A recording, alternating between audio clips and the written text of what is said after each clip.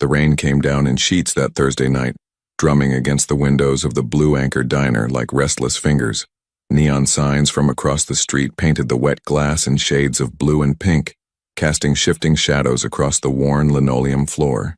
It was the kind of November evening in Brooklyn that made people walk faster, heads down, collars up, the kind that kept the diner warm with the smell of coffee and the low murmur of conversations that didn't want to be heard too clearly.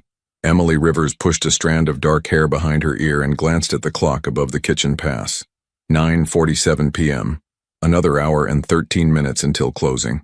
Her feet ached in her sneakers, and the muscles in her lower back had started that familiar burn that came from 6 hours of carrying trays and forcing smiles.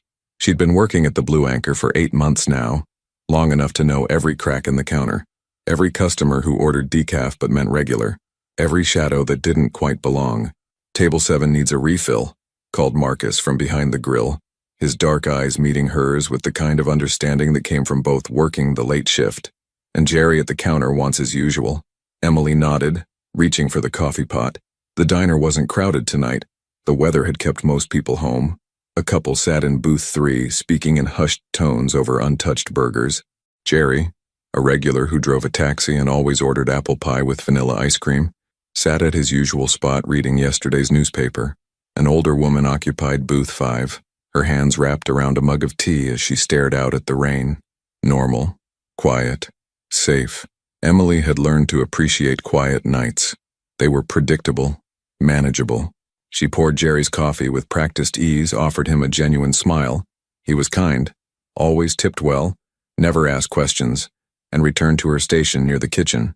That's when the bell above the door chimed. 4 men entered, and Emily felt the temperature in the room shift. It wasn't anything she could name exactly, just an instinct that had kept her alive for the past 3 years. The kind of awareness you develop when you've spent time looking over your shoulder, when you've learned that survival sometimes depends on noticing what others miss. The first man through the door was tall, broad-shouldered, wearing a charcoal suit that probably cost more than Emily made in 2 months. His dark hair was slicked back, and his eyes, even from across the room, carried the weight of someone who was used to being obeyed without question. He moved with the kind of confidence that came from power, the kind that made other people step aside without thinking about why. Behind him came 3 others, each dressed similarly, each carrying themselves with that same quiet authority. They weren't loud or aggressive. They didn't need to be. Their presence alone commanded attention. Marcus caught Emily's eye from the kitchen window, his expression tight. He'd noticed too. The tall man scanned the diner with a practiced gaze, taking in every face, every exit, every potential problem. His eyes lingered on Emily for just a fraction of a second before he moved toward the corner booth, the one with a clear view of the door and the street outside. His companions followed, arranging themselves with careful precision. 2 sat facing the entrance. 1 kept his back to the wall. Emily took a breath, grabbed 4 menus, and approached the table. Her heart beat a little faster, but she kept her expression neutral, professional. She'd learned long ago how to hide fear behind a practiced smile. "Good evening, gentlemen," she said, her voice steady. "Can I start you off with something to drink?" The 3 men ordered without much interest. Coffee, water, 1 asked for a Coke. But the tall man, the one who sat at the center of the booth like a king at his court, looked directly at Emily. His eyes were a striking shade of gray-blue, intelligent and calculating. "Coffee, black," he said. His voice was deep, controlled, the kind that suggested he rarely had to repeat himself. Emily nodded, writing it down even though she'd remember. "I'll be right back with those." As she turned away, she heard one of the men murmur something in Italian. Another laughed, low, brief. The tall man said nothing. Emily's hands were steady as she poured the drinks, but her mind was racing. She'd seen men like this before. 3 years ago, in another city, another life. Men who wore expensive suits and carried themselves like the world bent around them instead of the other way around. Men who operated in the spaces between legal and illegal, who made the rules instead of following them. She delivered the drinks, took their orders, steaks, pasta, nothing complicated, and returned to the kitchen to hand Marcus the ticket. "You know who that is?" Marcus asked quietly, his voice barely above a whisper. Emily shook her head, though something in her chest tightened. Marcus leaned closer. "Adrian Moretti. You don't watch the news?" The name meant nothing to Emily, but the way Marcus said it, with a mixture of fear and respect, told her everything she needed to know. He's connected, Marcus continued, glancing toward the booth. Real connected, the kind of connected where people don't ask questions. Emily's throat felt dry. Why would someone like that come here? Marcus shrugged. Who knows? Maybe he likes the coffee. Maybe he's meeting someone. Either way, we serve him, we smile, we don't get involved. Emily nodded, but a cold feeling had settled in her stomach.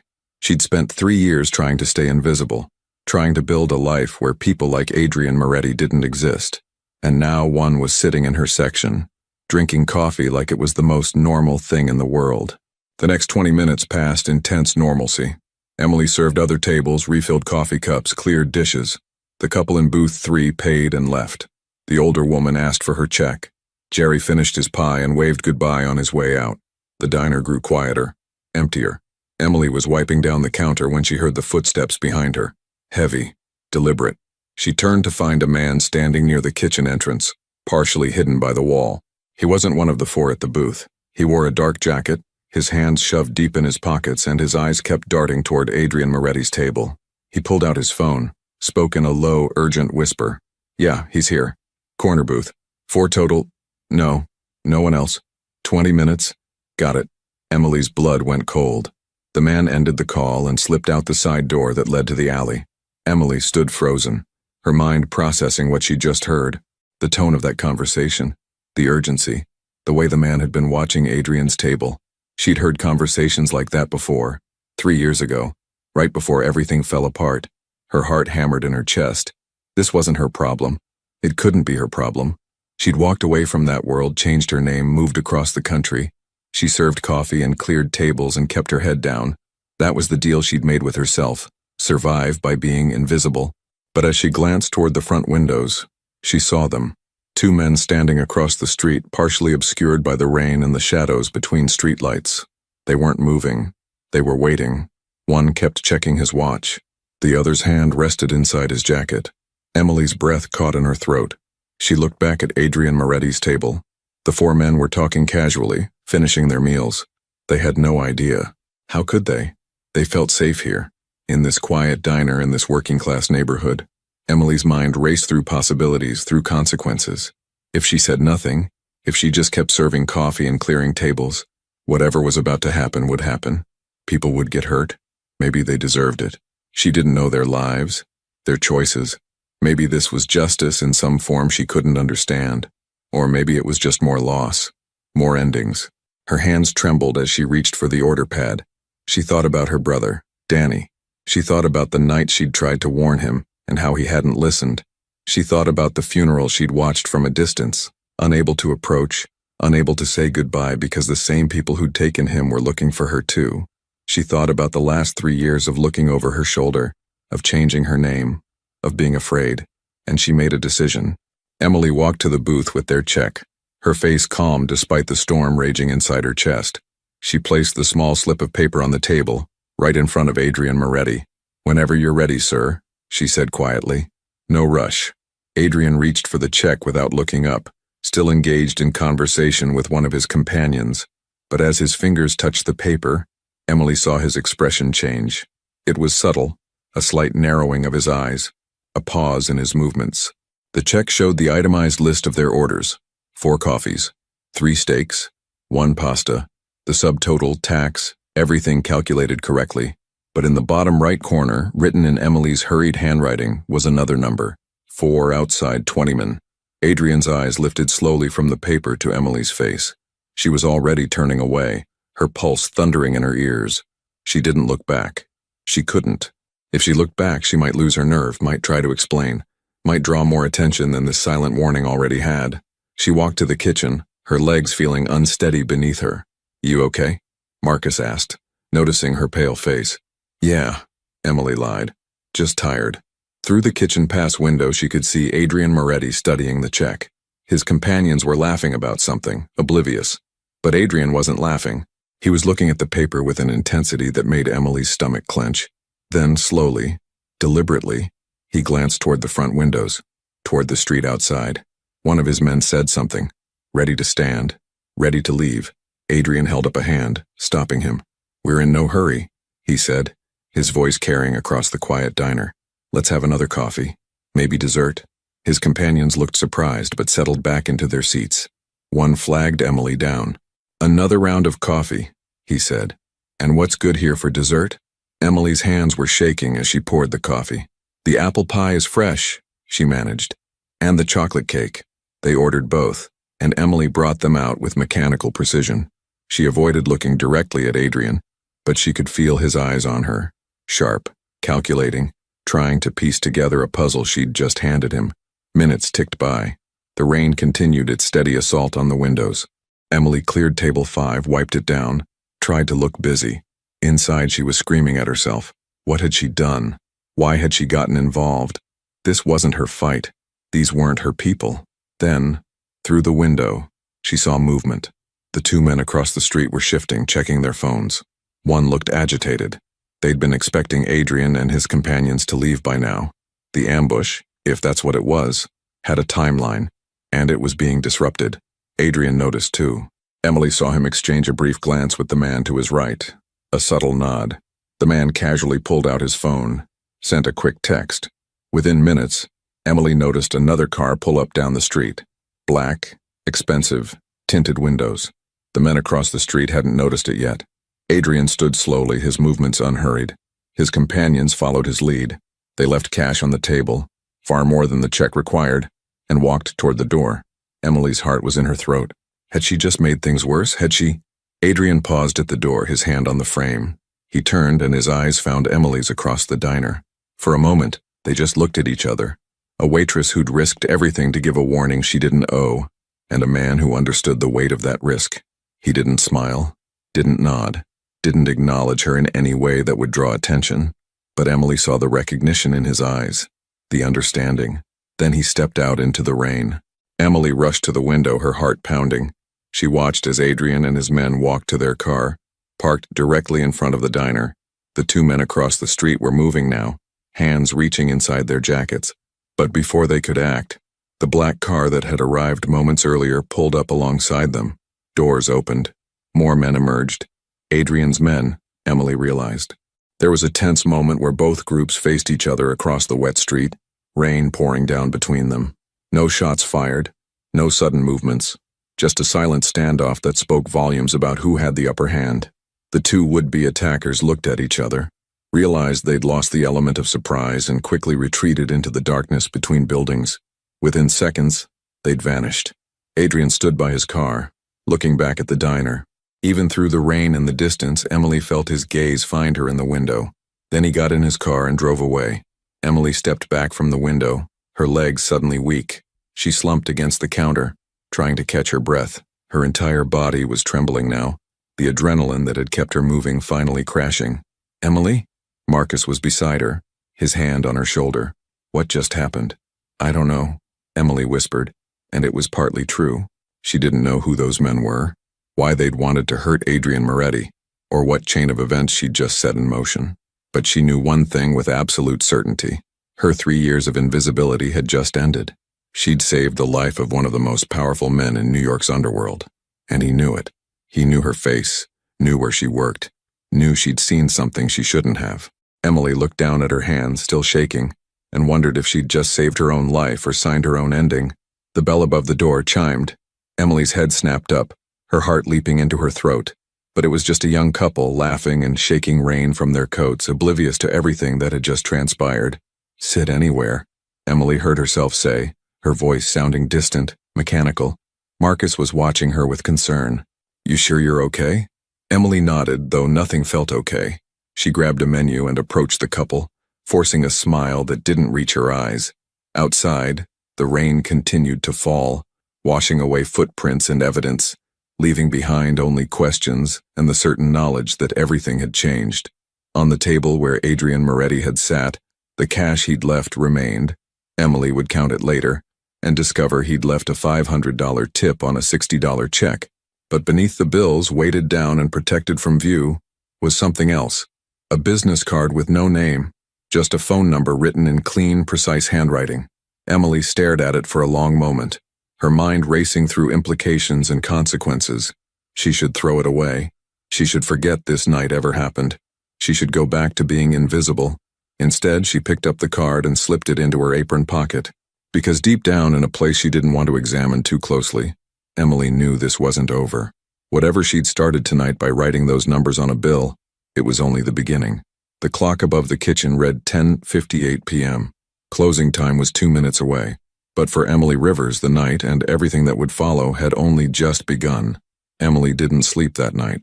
She lay in her small apartment in Queens, staring at the water-stained ceiling as shadows from passing headlights crawled across the plaster. The business card sat on her nightstand, a small rectangle of white paper that seemed to pulse with significance in the darkness. 3 times she'd reached for it, and 3 times she'd pulled her hand back. Outside, the rain had finally stopped, leaving the streets slick and reflective under the yellow glow of streetlights. The sounds of the city filtered through her thin walls. Distant sirens, a car alarm, someone laughing on the street below. Normal sounds, safe sounds. But Emily couldn't shake the feeling that everything had shifted beneath her feet. She kept replaying the moment in the diner, Adrian Moretti's eyes meeting hers across the room, that look of recognition and calculation. She'd spent 3 years building a life where she was nobody, where she could disappear into the background of coffee shops and city streets, and in one impulsive moment, she'd thrown it all away. When the first gray light of dawn crept through her window, Emily finally gave up on sleep. She showered, dressed in jeans and a sweater, and made coffee that she barely tasted. Her hands were steadier now, but the knot in her stomach remained. Her apartment was small but clean, a studio with barely enough room for a bed, a tiny kitchenette, and a table with 2 chairs she'd found on the street and refinished herself. The walls were bare except for a calendar and a single photograph in a simple frame. The photo showed a younger Emily, maybe 22, standing beside a tall young man with her same dark hair and warm smile. Her brother, Danny. Emily touched the frame gently, her throat tightening. "I'm sorry," she whispered like she did every morning. "I'm so sorry." Danny had been 24 when he'd gotten involved with the wrong people. He'd been trying to make fast money, convinced he could handle himself, certain he was smarter than the system. Emily had warned him. She'd begged him to walk away. But Danny had always been stubborn, always believed he could talk his way out of anything, until the night he couldn't. Emily had been there that night. Not at the scene, but close enough. She'd followed Danny, worried about a phone conversation she'd overheard. She'd watched from a distance as he'd met with men in expensive suits outside a warehouse in Philadelphia. She'd seen the argument, seen Danny try to walk away, seen him realize too late that walking away wasn't an option. She'd hidden in the shadows, her hand clamped over her mouth to keep from screaming, as they'd taken her brother from her. Afterward, when the police had asked questions she couldn't answer without putting herself in danger, she'd realized the truth. She'd seen faces. She could identify people. And in that world, being a witness was the same as signing your own ending. So Emily Rivers had ceased to exist. She'd become Emma Richardson, then Elise Randolph, and finally Emily Rivers again. The name felt safest because it was closest to her real one, easier to remember, harder to slip up on. She'd moved from Philadelphia to Baltimore, then to Boston, and finally to New York. She'd worked cash jobs, stayed off social media, never made close friends. She'd survived by being invisible, until last night. Emily poured her coffee down the sink. It had gone cold while she'd been lost in memory, and grabbed her jacket. She had the early shift at the diner today, starting at 7. Marcus would already be there, prepping for the breakfast rush. The morning air was crisp and clean after the rain. Emily walked the 6 blocks to the subway station, her eyes constantly scanning the street. It was an old habit, one she'd developed in those first terrifying months after Danny's passing. Check behind you. Note the faces. Remember the cars. Always know your exits. Today, those habits screamed warnings she couldn't quite identify. A man in a dark coat stood on the corner, drinking coffee. Was he watching her? Or was she being paranoid? A black car drove past slowly. Coincidence or something more? Emily's pulse quickened, and she forced herself to breathe normally, to keep walking at a steady pace. By the time she reached the diner, her nerves were frayed. She pushed through the door, the familiar bell chiming, and felt a small measure of relief at the sight of Marcus already behind the grill. "Morning," he called, glancing up. Then his expression shifted. "You look terrible. Did you sleep at all?" "Not really," Emily admitted, tying her apron. "Just couldn't shut my brain off." Marcus flipped pancakes with practiced ease. Look, about last night, I don't want to talk about it, Emily said quickly. Emily, those guys, I said I don't want to talk about it. Marcus studied her for a long moment, then nodded. Okay, but if you need anything, I know. Thank you. The breakfast rush started at 7:30 and didn't let up until almost 10. Emily threw herself into the work, grateful for the distraction. Coffee cups, plates of eggs and bacon, the familiar rhythms of orders and service. She could almost convince herself that last night had been a strange dream, until she looked up and saw him. Adrian Moretti sat in the same corner booth wearing a different suit but carrying the same aura of controlled power. He was alone this time, reading a newspaper, a cup of coffee steaming on the table in front of him. Emily's heart stopped. Marcus saw him at the same moment. Oh no, he muttered. Emily, I see him, she said quietly. Her mouth had gone dry. I'll handle it. Maybe I should. Marcus, please, I'll handle it. She took a breath, grabbed the coffee pot, and walked to the booth. Her hands were shaking again, but she kept them steady through sheer force of will. Good morning, she said, her voice betraying only a slight tremor. Would you like a refill? Adrian looked up from his newspaper. In the morning light, she could see him more clearly. The sharp line of his jaw, the slight stubble he hadn't bothered to shave, the intelligence in those gray-blue eyes. He was younger than she'd thought, maybe mid-30s, and handsome in a way that was almost unsettling. Please, he said, sliding his cup toward her. And perhaps we could talk? Emily's hand froze mid-pour. I'm working. I can wait until your shift ends. That's not a good idea. Miss Rivers. He said her name with careful precision, and Emily felt the ground shift beneath her. He knew her name. Of course he knew her name. Men like Adrian Moretti didn't leave loose ends. We need to talk about last night. There's nothing to talk about, Emily said, finishing pouring his coffee. You ordered food. I served it. That's all. We both know that's not all. Emily set the coffee pot down on the table, her patience fraying. Around them, the diner buzzed with morning conversation. Oblivious, normal. She leaned in slightly, keeping her voice low. Look, I don't know who you are or what you do, and I don't want to know. I saw something. I made a choice. That's the end of it. Please, just let it be the end of it. Adrian regarded her silently for a moment. When he spoke, his voice was quiet but firm. The men who were waiting outside last night, they weren't there by accident. They were there to make sure I didn't leave that diner alive. You prevented that, which means you saved my life, Miss Rivers, and I don't take that lightly. I don't want your gratitude. I'm not offering gratitude. I'm offering protection. Emily laughed. A short, bitter sound. Protection? From who? From you? From them. The people who wanted me gone. Because if they were watching me, they were watching the diner, which means they saw you give me that warning. The words hit Emily like ice water. She'd been so focused on the immediate danger on the moment that she hadn't thought about the aftermath, hadn't considered that someone might have been watching from a different angle, might have seen her write those numbers, might have understood what she'd done. You're trying to scare me, she said, but her voice wavered. I'm trying to tell you the truth. Adrian's expression was serious, almost gentle. You put yourself on their radar when you put yourself on mine, and these aren't people who forgive or forget. Emily's legs felt weak. She pulled out the chair across from him and sat down without thinking. Why would they care about me? I'm nobody. You became somebody the moment you interfered. Adrian paused, seeming to choose his words carefully. In my world, Miss Rivers, loyalty is currency.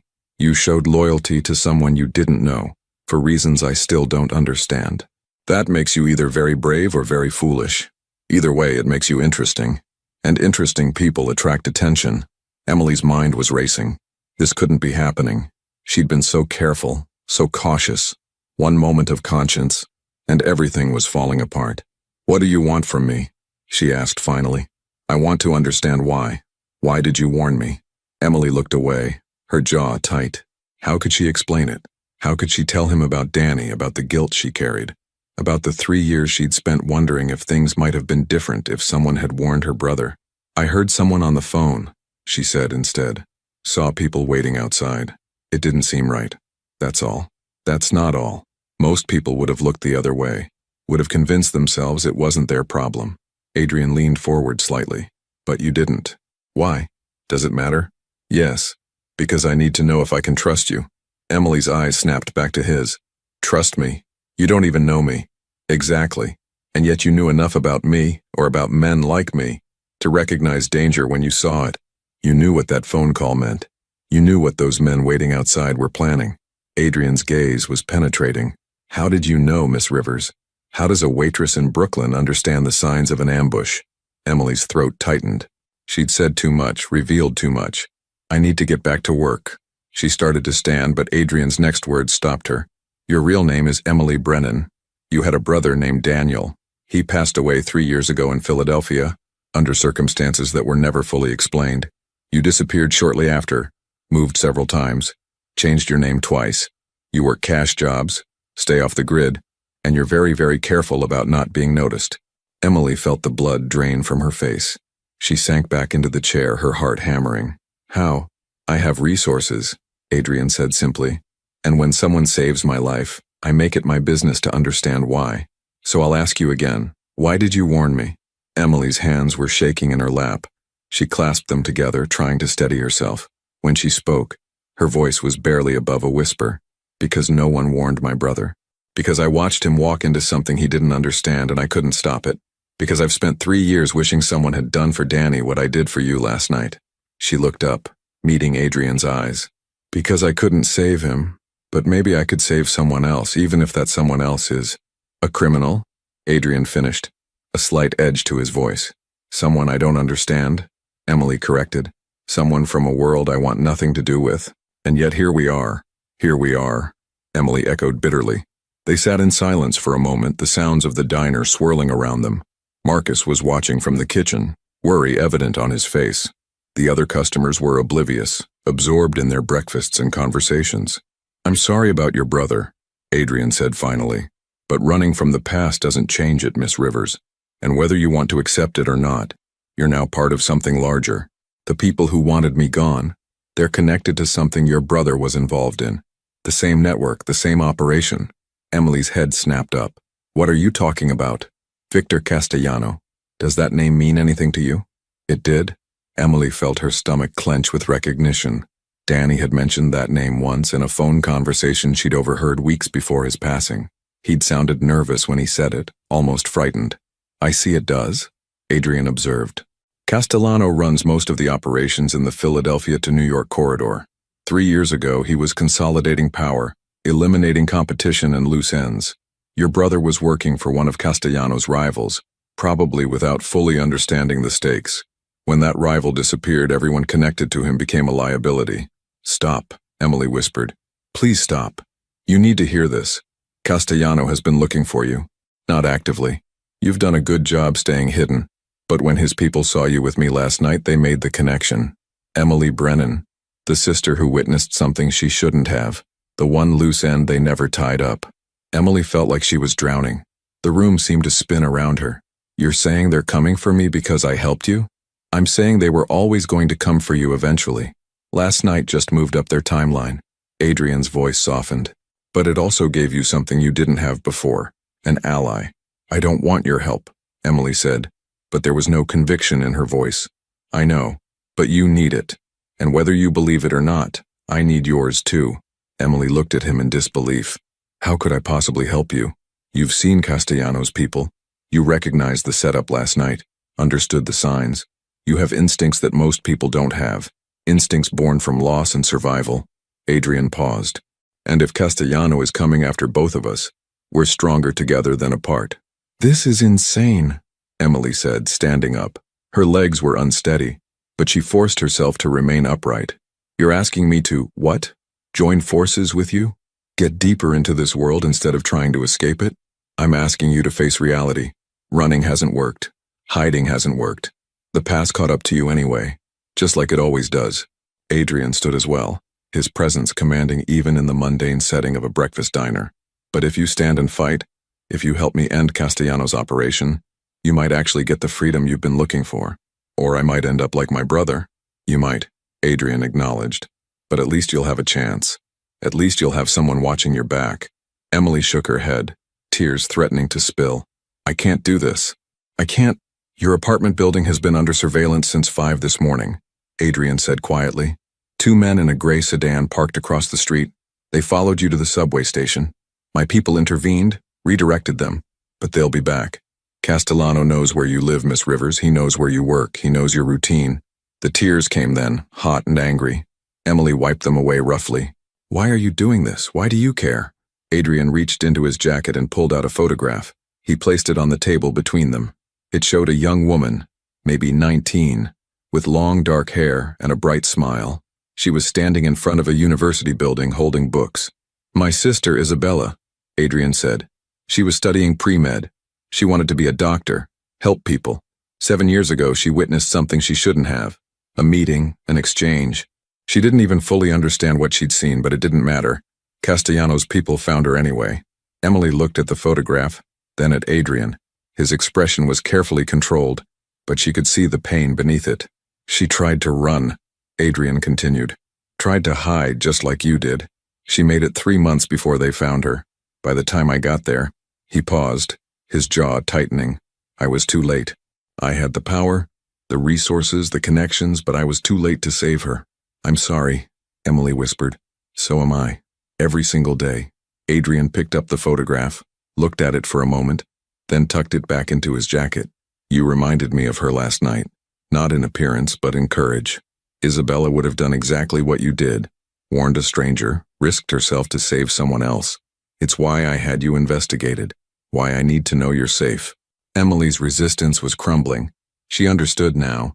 Adrian wasn't just offering protection out of obligation or strategy. He was trying to save her the way he couldn't save his sister. What if I say yes? She asked. What happens then? Then we work together to bring down Castellano's operation. We use their interest in you as bait, draw them out, gather evidence. We end this so that neither of us has to look over our shoulders anymore. You make it sound simple. It won't be. It'll be dangerous, complicated, and there's no guarantee of success. But it's a chance, Miss Rivers. It's more than running will give you. Emily looked around the diner, at Marcus watching from the kitchen, at the customers eating their breakfasts, at the ordinary world she'd been trying so desperately to remain part of. Then she looked back at Adrian Moretti, at this man from a world she'd sworn to avoid, offering her a way forward instead of another escape. I need time to think, she said finally. You have until tonight. My people will keep watch on your apartment. Make sure Castellano's men don't get too close. But by tonight, you need to decide. Run again, and hope you make it longer than 3 months, or stand and fight with someone who understands what you're up against. Adrian pulled out his wallet and left money on the table. Again, far more than the coffee cost. He started toward the door, then paused. My sister's name was Isabella, he said without turning around. But her friends called her Izzy. She used to say that running from problems just meant they'd catch you when you were too tired to fight back. I didn't understand what she meant until it was too late. He walked out into the bright morning, leaving Emily standing beside the booth, her mind churning with impossible choices. Marcus appeared at her elbow. Emily, what just happened? I don't know, she said honestly. I really don't know. But that wasn't entirely true. She did know. She knew that her 3 years of running had just come to an end. She knew that the past she'd been fleeing had finally caught up, and she knew that for the first time since Danny's passing, someone was offering her a chance to fight back instead of hide. The question was whether she had the courage to take it. Emily looked down at the money Adrian had left, and saw something else beneath the bills. A key card with an address written on it. A safe house, she realized. A place to go if she decided to accept his offer. She picked up the card, turned it over in her fingers. Then, before she could talk herself out of it, she slipped it into her apron pocket next to the business card from the night before. I need to take a break, she told Marcus. Emily, just 15 minutes. Please. She walked out the back door into the alley behind the diner, breathing in the cool morning air. The sun was fully up now, warming the city, burning off the last traces of rain. It was going to be a beautiful day. Emily pulled out her phone and dialed a number she hadn't called in 3 years. It rang 4 times before someone answered. Philadelphia Police Department, Detective Morrison speaking. Detective, Emily said, her voice steady despite her racing heart. This is Emily Brennan. I have information about the Victor Castellano organization, and I'm ready to talk. There was a long pause on the other end. Miss Brennan, we've been looking for you for... I know, I'm sorry, but I'm ready now. I have names, faces, details about an operation that's about to happen. But I need protection. Real protection. We can arrange that. Where are you? Emily looked at the key card in her hand, at the address written there. She thought about Adrian Moretti, about his sister Isabella, about her brother Danny. She thought about 3 years of running and how tired she was of looking over her shoulder. "I'll call you back with details," she said. "But detective, this is going to be bigger than just me. I'm going to need you to trust me, even when it doesn't make sense. Miss Brennan, 24 hours. I'll have everything you need in 24 hours. She ended the call before he could respond, her hands shaking but her mind clear. She wasn't going to run anymore. She wasn't going to hide. But she also wasn't going to blindly trust Adrian Moretti, no matter how sympathetic his story. She was going to do this her way, careful, strategic, with backup plans in place. Emily Rivers walked back into the diner, tied her apron, and returned to work.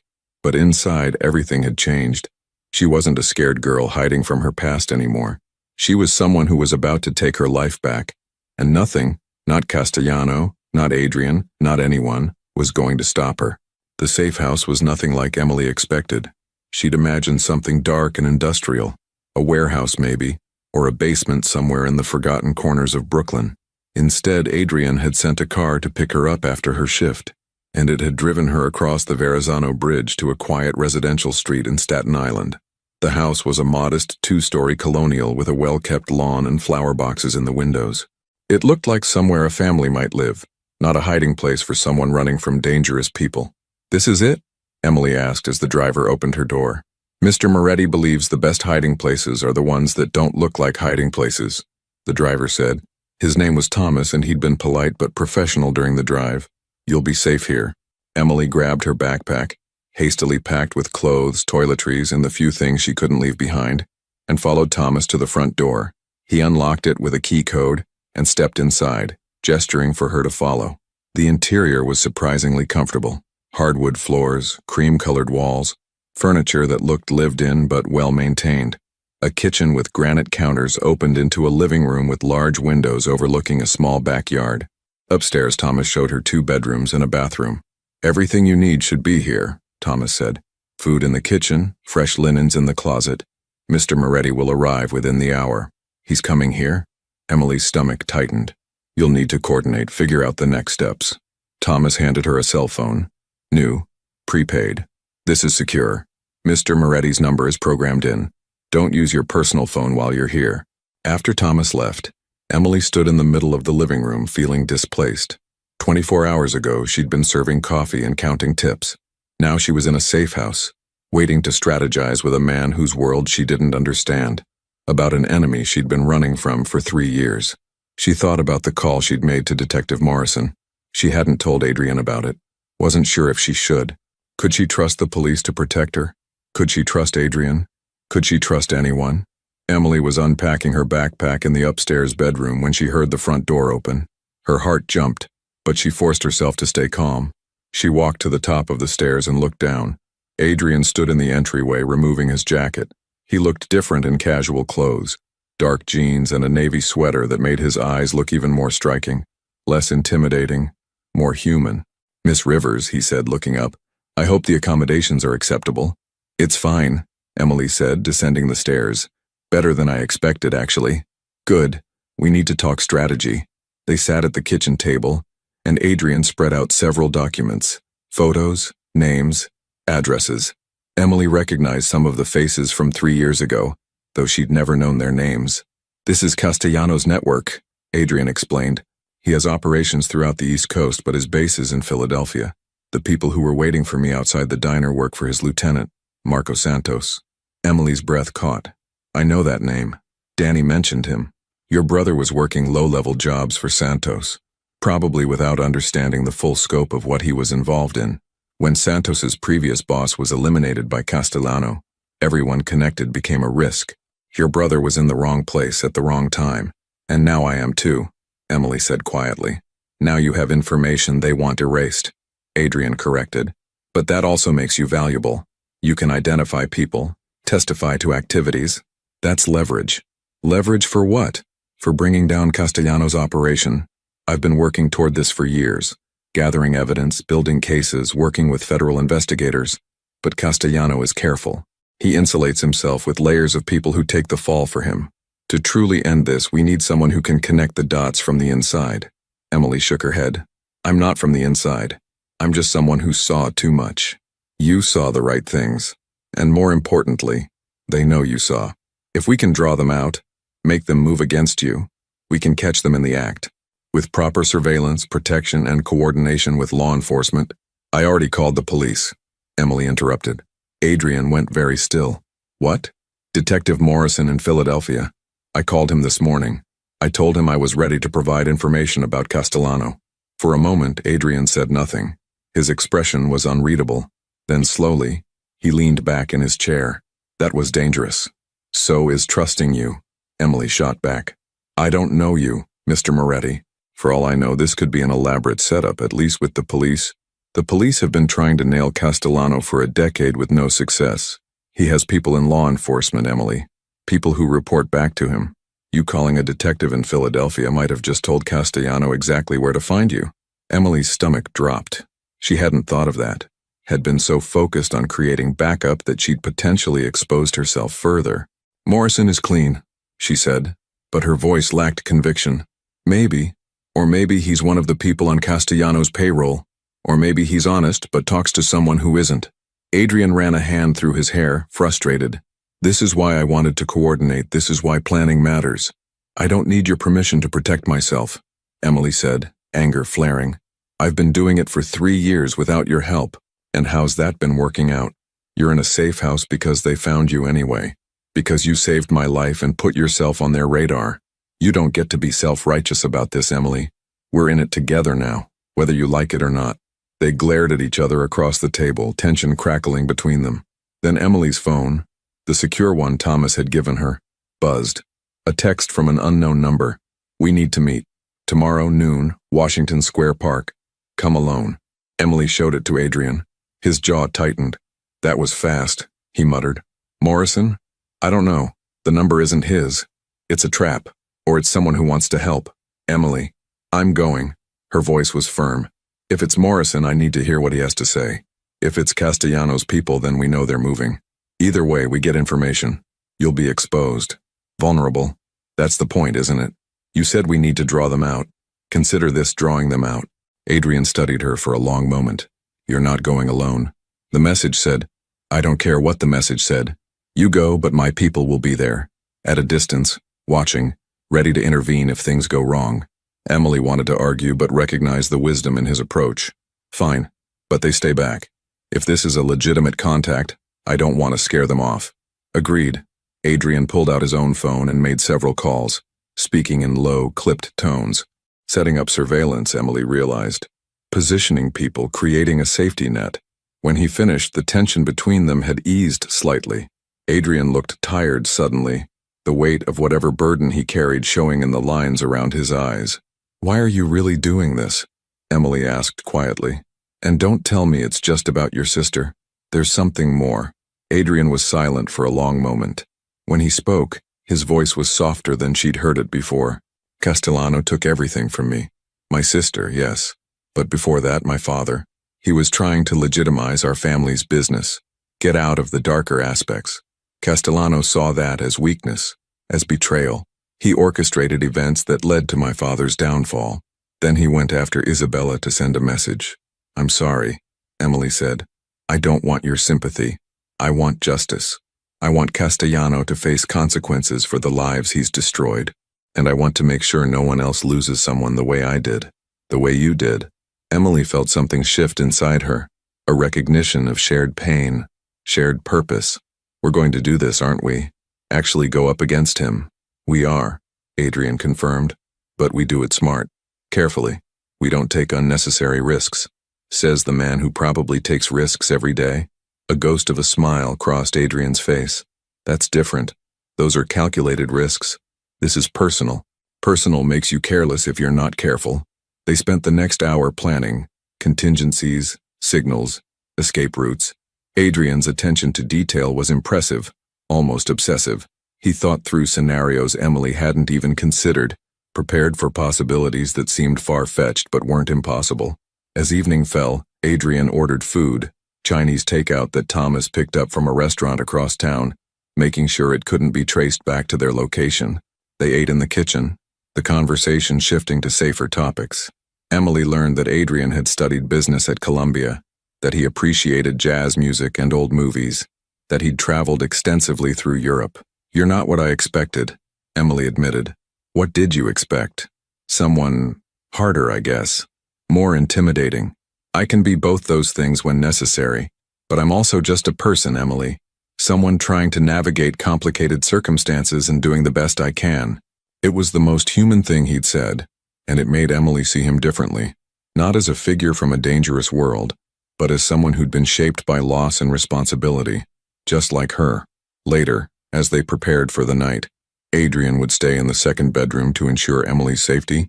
She found herself standing at the top of the stairs, hesitant. "Adrian," she called down. He appeared at the bottom, looking up.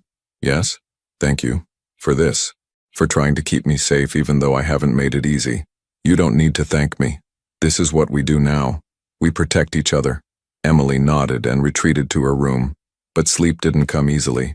She lay in the unfamiliar bed, listening to the sounds of the house settling, thinking about tomorrow's meeting in Washington Square Park, thinking about Detective Morrison, about Castellano, about the chess game she'd been pulled into. Somewhere in the house she heard Adrian moving around, checking locks probably or making final preparations for tomorrow. It should have made her nervous having him so close. Instead, it made her feel safer than she had in 3 years. Maybe that was foolish. Maybe she was trusting too quickly, letting down guards she'd worked hard to build. Or maybe, just maybe, she'd finally found someone who understood what it meant to fight back against the darkness that had taken so much from both of them. Tomorrow would bring answers. Tomorrow they would know if her call to Morrison had been wise or disastrous. Tomorrow the game would begin in earnest. But tonight, for the first time in 3 years, Emily Rivers fell asleep without nightmares.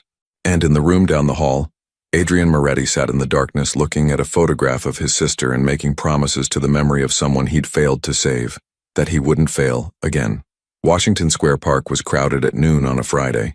Emily sat on a bench near the fountain, watching students from NYU hurry past with coffee cups and backpacks, tourists taking photos of the arch, street performers setting up their acts. The autumn sun was warm and the park felt alive with energy. Normal, safe, ordinary. But Emily's heart was racing.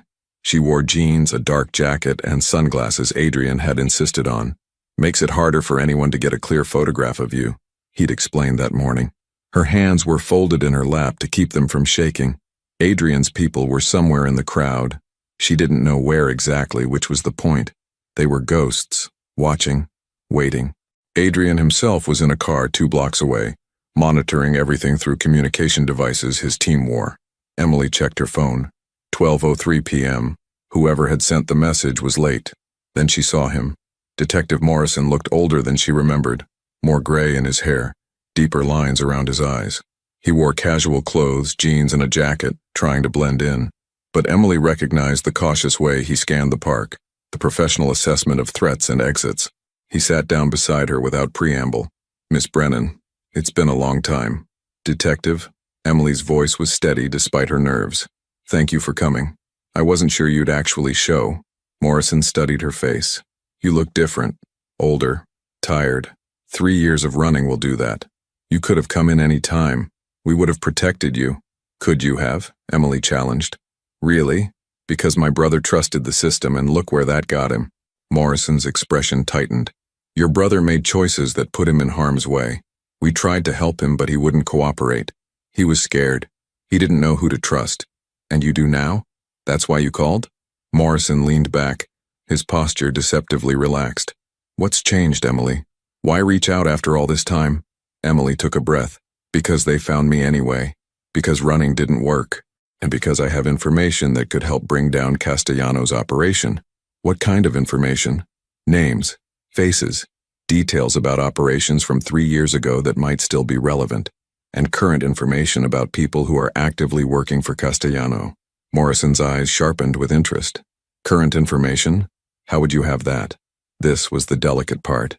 Emily had rehearsed it with Adrian, but actually saying the words felt dangerous. "I've made contact with someone else who's working against Castellano. Someone with resources and connections." "Who?" "I can't tell you that yet. Not until I know I can trust you." Morrison's jaw tightened.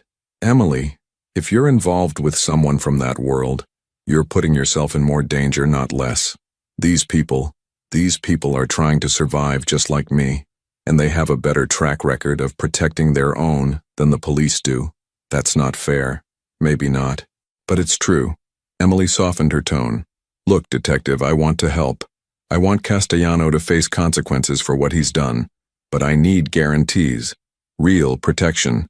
Not witness protection where I disappear and hope they never find me. I need this to end. Morrison was quiet for a long moment, watching the crowds move past. What you're talking about, actively going after Castellano rather than just hiding from him, that's incredibly risky. Even with protection, there's no guarantee of success. I know, but I'm tired of being afraid. I'm tired of looking over my shoulder, changing my name, losing years of my life to fear. If I'm going to be in danger anyway, I'd rather face it head on. Brave words. But bravery gets people hurt when it's not backed by proper planning. Morrison turned to face her fully. If I bring you in, if I offer official protection, you need to tell me everything, including who you've been working with. I need 24 hours to coordinate with my contact to make sure we're all on the same page. Then I'll give you everything. Emily, 24 hours, detective. That's not negotiable. Morrison studied her face, then nodded slowly. All right, 24 hours. But if I sense for 1 second that you're playing games, that you're being manipulated by someone with their own agenda, I'm not. I promise. Morrison stood, reaching into his pocket. He pulled out a different phone, not his service phone, Emily noticed. This number reaches me directly, secure line. When you're ready to talk, call me on this. Don't use your regular phone. Emily took the number, memorizing it. Thank you. Don't thank me yet. We haven't accomplished anything. Morrison looked around the park one more time. Be careful, Emily. The fact that they found you after 3 years means they have resources and patience. Those are dangerous combinations. He walked away, disappearing into the crowd. Emily sat for a few more minutes, letting her heart rate settle, making sure no one was watching her with unusual interest. Then she stood and walked toward the park's east exit, following the route she and Adrian had planned. She was 2 blocks away when a car pulled up beside her. Adrian's car. The door opened, and she slid inside. How did it go? Adrian asked immediately. He wants everything in 24 hours. Names, connections, all of it, including information about you. Adrian nodded as if he'd expected this. And you told him? I told him I needed to coordinate with my contact first. Bought us time. Good. Adrian pulled into traffic, his eyes constantly checking mirrors. My people didn't spot any obvious surveillance, but that doesn't mean it wasn't there. Castellano's people are professionals. So what do we do now? Now, we make the final preparations. Morrison is clean. I had him checked out years ago. He's one of the few honest cops still working these cases. If we bring him in fully, give him what he needs, he can coordinate with federal prosecutors, build a case that will actually stick. And what happens to you? Emily asked. You're not exactly on the right side of the law either. Adrian's smile was thin. I've made arrangements. Immunity for testimony, protection for cooperating. I've been planning my exit from this life for years, Emily. Your situation just accelerated the timeline. Emily studied his profile as he drove. You're really going to walk away? Just like that? It's never just like that.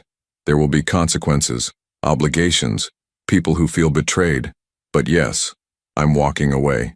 My father wanted legitimacy. My sister wanted me to have a normal life. It's time I honored those wishes. They drove in silence for a while, navigating through Manhattan traffic. Emily watched the city pass by. The buildings, the people, the endless motion of urban life. Somewhere out there, Castellano's people were planning, strategizing, trying to eliminate the threats Emily and Adrian represented. I'm scared, Emily admitted quietly. Good. Fear keeps you alert. It's when you stop being scared that you make mistakes. Adrian glanced at her. But you're not alone in this. Remember that. They returned to the safe house, where Adrian's team had gathered. Thomas and 3 others Emily hadn't met before. They were professional, efficient, spreading documents and equipment across the dining room table. We have confirmation that Castellano knows about the meeting in the park, Thomas reported. He has people trying to identify who Morrison met with, but they lost track when Emily left the area. Good. Adrian turned to Emily. For the next 24 hours, you stay here. No going outside, no contact with anyone except this team and Morrison. We're going to compile everything we have. Names, dates, transactions, connections. Build an airtight case. Emily nodded and joined them at the table. For hours they worked, Emily providing details about what she'd witnessed 3 years ago, Adrian and his team filling in the larger picture with their own intelligence. Slowly, a comprehensive picture emerged. Castellanos' network, his operations, his vulnerabilities. As evening fell, Adrian ordered everyone except Emily to leave. "Get some rest," he told his team. "Tomorrow is going to be intense." After they left, the house felt quiet, almost peaceful. Emily sat at the kitchen table, exhausted but wired. Adrian made coffee. Real coffee, not the cheap diner kind Emily was used to. "Thank you," she said as he handed her a mug. "For all of this, for taking me seriously. You saved my life, Emily. This is the least I can do." Adrian sat across from her. "But beyond that, you remind me that there are still people worth fighting for. People who do the right thing even when it costs them. I don't feel heroic. I feel terrified most of the time. Heroism isn't the absence of fear. It's acting despite it." They talked late into the night, about Danny and Isabella, about choices and consequences, about the lives they'd both lived in the shadows. Emily found herself opening up in ways she hadn't with anyone in years, and Adrian matched her vulnerability with his own stories of loss and regret. "What will you do after?" Emily asked finally. "When this is over and you've walked away?" "I don't know. I've spent so long focused on revenge and justice that I haven't thought much about what comes after." Adrian smiled slightly. "Maybe something boring. Business school was interesting. Perhaps I'll go back to that world, do something legitimate. That would be quite a change. The best kind." He looked at her directly. "What about you? What does Emily Rivers want when she's not running or hiding?" Emily considered the question. "I want to wake up without fear. I want to use my real name. I want to call old friends and visit my parents' graves without worrying about who might be watching." She paused. "I want a normal life, whatever that means. You'll have it. After tomorrow, after we hand everything to Morrison, you'll finally be free." Emily wanted to believe him, but some part of her, the part that had learned to be cautious, to expect the worst, remained guarded. The next morning, they met Morrison at a federal building in Lower Manhattan. He'd brought 2 federal prosecutors and an FBI agent specializing in organized operations. For 3 hours, Emily and Adrian laid out everything: documents, testimony, connections. Morrison listened intently, occasionally asking questions but mostly letting them present their case. The prosecutors took notes, exchanged meaningful glances, clearly recognizing the value of what they were hearing. "This is substantial," one of the prosecutors said finally. "With this information, we can get warrants, start making cases against multiple levels of Castellanos' organization." "How long until you move?" Adrian asked. 48 hours, maybe less. We'll need to coordinate with multiple jurisdictions, but we can move fast when necessary." "And protection for Emily?" "Full protection. Safe location, security detail, everything she needs until trials are complete." Emily felt relief wash over her, mixed with residual anxiety. "And after trials?" "After trials, you're free. New identity if you want it, or you can reclaim your life as Emily Brennan. That choice is yours." As they were leaving the building, Emily felt lighter than she had in years. The weight of secrets, of fear, of constant vigilance, it was lifting. Not gone completely, but lessening. Adrian walked her to the car where his team waited. "You did it," he said. "You faced your fear and won." "We did it," Emily corrected. "I couldn't have done this without you." They stood facing each other on the busy street, and Emily realized how much had changed in just a few days. This man who'd been a stranger, a figure from a world she didn't understand, had become something else. An ally, a protector, maybe even a friend. "What happens now?" she asked. "Now Morrison and his team do their work. Castellano and his people will be brought in, charged, tried, and we," Adrian trailed off, "we go back to our separate lives." Emily finished quietly. "Maybe. Or maybe we stay in touch. Make sure the other is doing okay." Adrian's expression was softer than she'd seen it. "I'd like that if you would." Emily smiled. A real smile. The kind she hadn't felt capable of in years. "I'd like that too."